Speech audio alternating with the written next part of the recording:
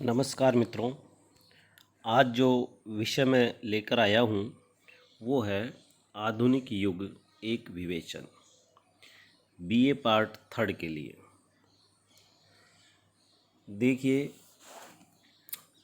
BA भाग third में आधुनिक काल चलता है और आधुनिक काल की विभिन्न प्रवृत्तियों को हम उन पर विश्लेषण करें, विवेचन करें, उसका अध्ययन करें। उससे पहले सर्वप्रथम हमें ये समझना होगा कि आधुनिक है क्या या आधुनिकता क्या है, जो साहित्य में कुछ नया लेकर के आई है और उसका अध्ययन हम किस प्रकार से करें। तो जो आधुनिक शब्द है, जिसमें नया है, नूतन है, नवीन है, ताज़ा है, जो स्फूर्ति देने वाला है, वो आधुनिक कहलाता है। और आधुनिकता एक मनोवृत्ति है जो स्थितियों के प्रतिफलित होती है। विकासशील संस्कृति के अनुरूप अपने आप को चलाना ही आधुनिकता है। तो जो आधुनिक काल है, हिंदी साहित्य के इतिहास में है, आधुनिक काल है, वो लगभग यूँ मानो आप कि 1850 के आसपास से उसकी शुरुआत होती है। किंतु अधिकांश विद्वान जो भारतेंदु युग की शुरुआत होती है वो स्वतंत्रता आंदोलन के साथ होती है, सन 1857। तो 1857 के बाद जिन नए विचारों, सिद्धांतों और भावों का उदय हुआ साहित्य में, वही आधुनिकता कहलाता है। हिंदी साहित्य के पूर्ववर्ती कालों में भले आदिकाल, भक्ति काल और रीतिकाल, उसमें गद्य का उल्लेख या तो हुआ ही नहीं, या हुआ है तो वो नाम मात्र का। अतः उसका उल्लेख और महत्व पूर्ववर्ती कालों में नगण्य है। आधुनिक काल में गद्य का महत्व सहसा बढ़ गया और गद्य का बहुत गहरा संबंध वैचारिकता से है। आधुनिकता गद्य में ही नहीं, पद्य में भी व्यक्त हुई है।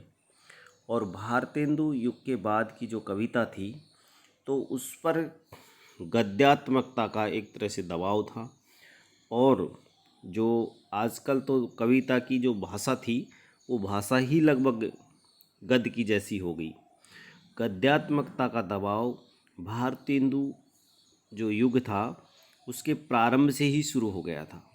आधुनिक युग में निबंध, नाटक, उपन्यास, कहानी, रेखाचित्र, आलोचनाएं आदि विभिन्न प्रकार की या विविध जो गद्य विधाएं थी, उनका एक तरह से लेखन प्रारंभ हो गया था। रीतिकालीन जो कविता है उसमें रीति, लय, संगीतात्मकता, इन पर ध्यान दिया गया। जबकि आधुनिक काल में गद्यात्मकता यानी गद्य का एक तरह से प्रारंभ हो गया था। अब देखना हमको यह है कि आधुनिक युग में जो गद्य की शुरुआत हुई, तो सबसे पहले खड़ी बोली गद्य का विकास हुआ। मुगल शासनकाल के उत्तरार्ध में खड़ी बोली गद्य को फारसी रंग में एक तरह से ढालने का प्रयास हुआ और उसका उद्योग बड़े पैमाने पर हुआ। ये बहुत कुछ स्वाभाविक था, सामान्य था, या यूँ कह सकते हैं कि असामान्य से ऊपर उठ करके जो आकांक्षी जीवन के अनेक क्षेत्र थे, जो उच्च वर्ग था, वो इसका अनुसरण करने लग गया था। भाषा से सामाजिक स्तर प्रकट करने का जो काम किया गया, वो आजकल लोग प्रदर्शन की भावना से बीच बीच में अंग्रेजी शब्दों और वाक्यों का व्यवहार करते थे, लेकिन मूलतः खड़ी बोली की जो शैली है और उसकी जो भाषा है, वो आधुनिक युग में शुरू होने लग गई थी। 1803 ईस्वी में फोर्ट विलियम कॉलेज कलकत्ता के हिंदी उर्दू अध्यापक जॉन गिल क्राइस्ट ने हिंदी और उर्दू दोनों में गद्य पुस्तकें तैयार कराई। इसी कॉलेज के जो लल्लू लाल थे, उन्होंने खड़ी बोली गद्य में प्रेम सागर, सदल मिश्र ने नासी केतोपाख्यान लिखा और इसके 2 वर्ष पूर्व मुंशी सदासुख लाल ने ज्ञानोपदेश एक पुस्तक और उर्दू के प्रसिद्ध कवि इंसा अल्लाह खां ने रानी केतकी की कहानी लिखी। ये सारा का सारा जो लेखन है ये 1803 ईस्वी के आसपास हुआ। आधुनिक खड़ी बोली के महानुभाव प्रारंभिक लेखक हैं। इनका संक्षिप्त परिचय यहाँ एक तरह से हमें देखना पड़ेगा। और चूँकि ये आधुनिक युग के एक तरह से शुरुआत के जो लेखक हैं वो हैं, तो एक तो है मुंशी सदासुख लाल, इनको नियाज नाम से भी जाना जाता था। ये दिल्ली के रहने वाले थे और ये उर्दू फारसी के लेखक थे। इन्होंने सुख सागर लिखा और एक ज्ञानोपदेश वाली पुस्तक जिसका उल्लेख हमने अभी किया है वो भी इन्होंने लिखी। इनकी भाषा सहज और प्रभावमयी थी। कथावाचकों, पंडितों और साधु संतों में प्रचलित शैली का प्रभाव इनकी खड़ी बोली के गद्य पर रहा, किंतु इनकी जो भाषा थी उसकी सहजता पर कोई एक तरह से दूसरे कवियों का या दूसरी भाषा का कोई प्रभाव नहीं था। इनके बाद में ईसा अल्लाह खां जो उर्दू के प्रसिद्ध कवि थे, इन्होंने उदयभान चरित और रानी केतकी की कहानी खड़ी बोली गद्य में लिखी। इनकी भाषा काफ़ी अलंकृत और चटीली और मुहावरेदार थी।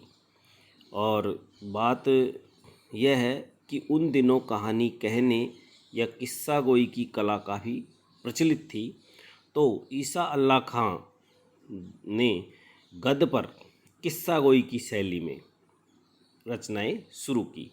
भाषा तो इनकी नगरों जैसी ही थी, किंतु इनकी जो शैली थी वो अलंकृत और चुलबुली थी।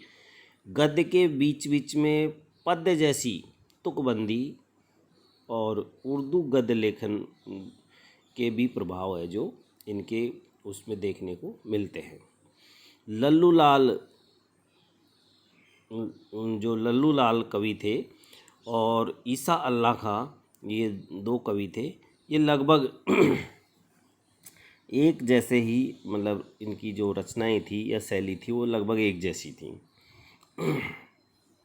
लल्लू लाल खड़ी बोली गद्य में इन्होंने प्रेम सागर लिखा और अरबी फारसी की जो शब्द खड़ी बोली में एक तरह से घुल मिल गए थे उनका भी लल्लू लाल ने अपने जो गद्य है उसमें बहिष्कार किया।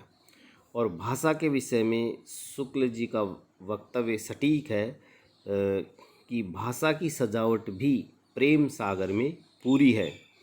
विरामों पर तुकबंदी के अतिरिक्त वर्णनों में वाक्य भी बड़े बड़े आए हैं और अनुप्रास भी यत्र तत्र है और मुहावरा का प्रयोग कम है, ये आचार्य शुक्ल कहते हैं। इनके बाद में जो उस गद्यकाल के जो लेखक हैं वो हैं सदल मिश्र। लल्लू लाल की तरह ही फोर्ट विलियम कॉलेज के लिए खड़ी बोली गद्य की पुस्तक सदल मिश्र ने तैयार की और इनकी पुस्तक का नाम था नासिकेतोपाख्यान। और इसकी भाषा जो थी उसमें पूर्वीपन था और ये बिहार के रहने वाले थे और इनकी भाषा बहुत ही व्यवहारोपयोगी थी।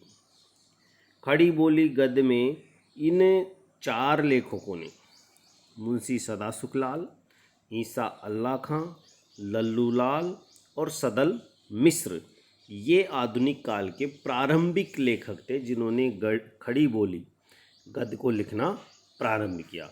इनके उपरांत गद्य का विकास करने में ईसाई मिशनरियों, शिक्षा प्रसार के लिए लिखी गई पुस्तकों, ब्रह्म समाज, आर्य समाज, इन सब लोगों ने एक तरह से वैचारिक आंदोलन प्रकट किया और उसको आगे बढ़ाने वाली पत्र पत्रिकाओं का इन लोगों ने साथ दिया।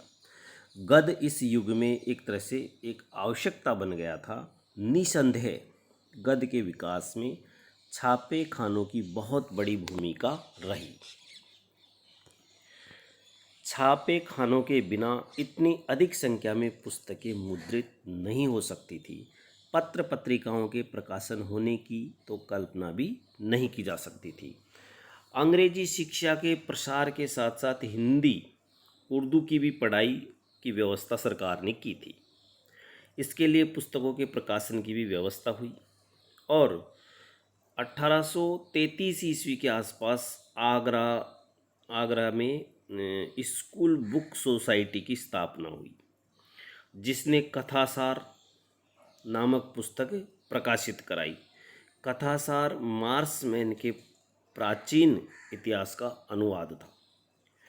और 1840 में भूगोलसार, 1847 में रसायन प्रकाश, तो इस तरह की पुस्तकें छपना शुरू हो गई।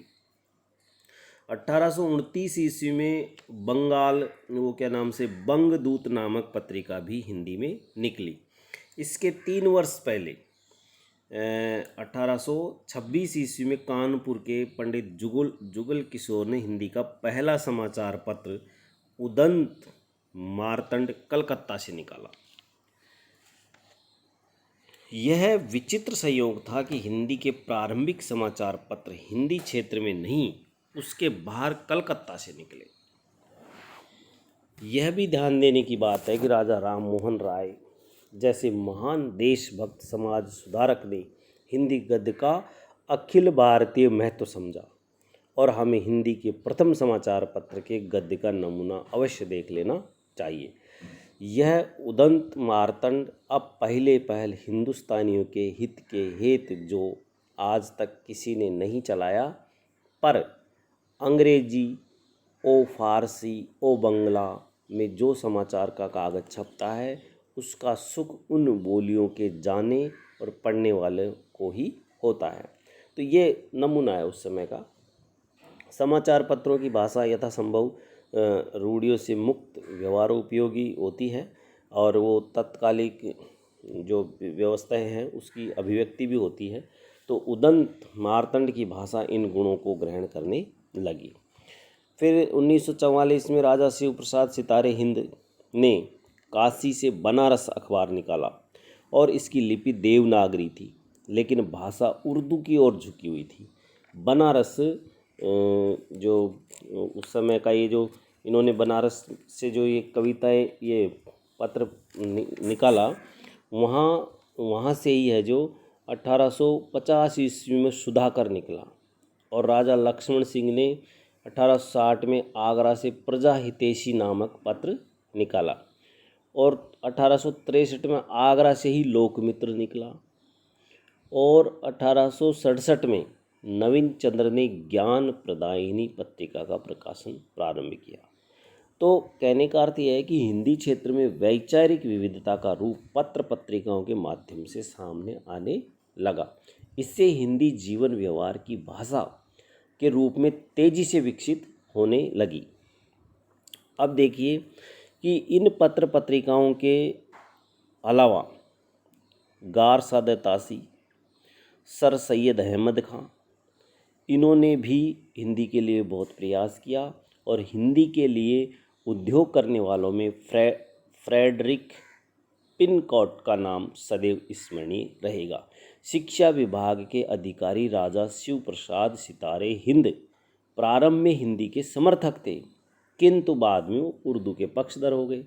इस युग में राजा लक्ष्मण सिंह ने अभिज्ञान शाकुंतलम और रघुवंश के गद्य अनुवाद के माध्यम से हिंदी का प्रांजल रूप सामने ला करके उसका पक्ष सुदृढ़ किया।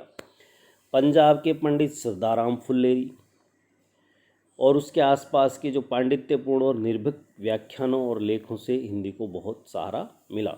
इनका भाग्यवती 1867 ईस्वी में है जो इनका भाग्यवती उपन्यास हिंदी के प्रथम उपन्यास के रूप में एक तरह से प्रसिद्ध हुआ। अब देखना ये है कि इसके बाद और भी जो उस समय जो हिंदी खड़ी बोली को जो विकसित करने वाले लोग थे उनमें एक स्वामी दयानंद सरस्वती का नाम भी बहुत सम्मान के साथ लिया जा सकता है। इन्होंने 1865 ईस्वी में आर्य समाज की स्थापना की और इनके अनेक वर्षों पूर्व इन्होंने घूम घूम करके वैदिक धर्म का प्रचार करते थे। उन्होंने अपना प्रसिद्ध ग्रंथ सत्यार्थ प्रकाश अपने समय को देखते हुए परिमार्जित हिंदी गद्य में लिखा। स्वामी जी गुजराती भाषी थे।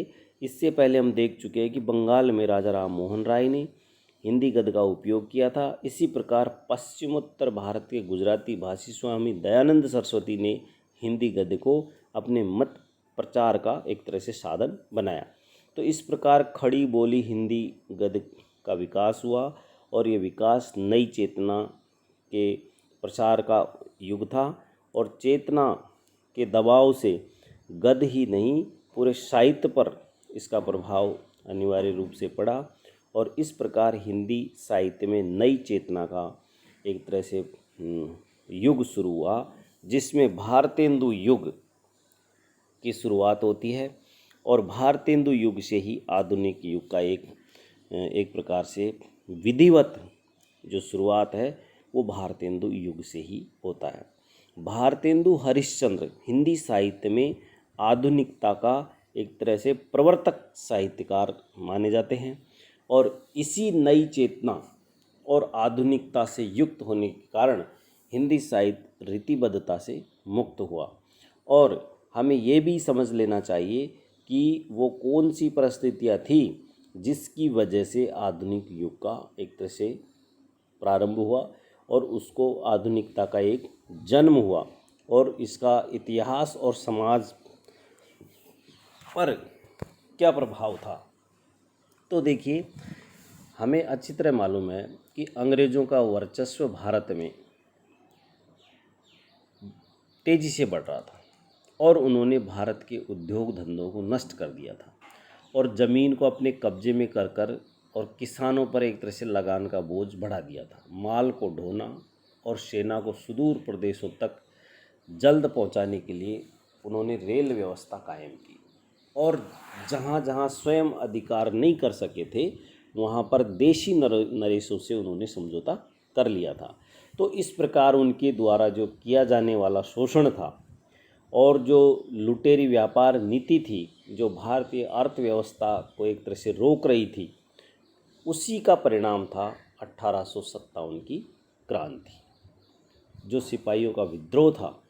इस सिपाही विद्रोह ने बहुत ठीक समय पर ये आंदोलन किया था, लेकिन यह सेना के अफसरों का विद्रोह नहीं था, सामंतों का विद्रोह नहीं था और इस वजह से एक तरह से ये असफल भी हुआ।